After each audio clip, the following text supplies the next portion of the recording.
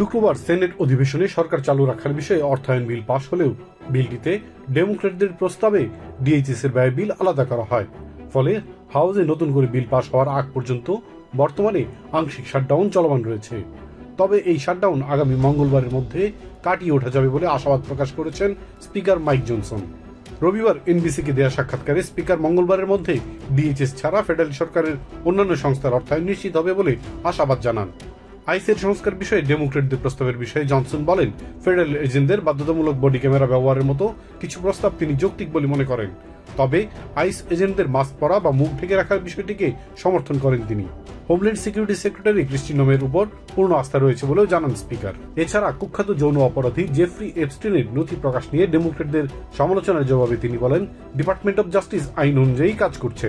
এপস্টিনের নথিতে president Donald ট্রাম্পের নাম আসা প্রসঙ্গে জনসন বলেন, প্রেসিডেন্ট তাকে ব্যক্তিগতভাবে জানিয়েছেন, তার কোনো উদ্বেগের কারণ নেই।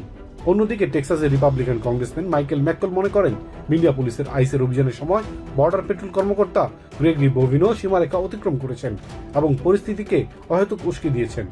ম্যাককল বলেন, আইসের মূল লক্ষ্য হওয়া উচিত বিপজ্জনক ও সহিংস অপরাধীদের দেশ থেকে বের করে দেওয়া, সাধারণ মানুষকে হয়রানি করা নয়। বিনা পরোয়ানায় কারো বাড়িতে ঢুকে পড়া বা তল্লাশির বিরোধিতাও করেন তিনি। স্পিকার জনসনের মতো মাইকেল ম্যাককলও মঙ্গলবারের মধ্যে অচল অবস্থা শেষ হওয়ার ব্যাপারে আশাবাদ ব্যক্ত করেন। ইলিয়াস কমল, টিভি 24 নিউজ ডেস্ক।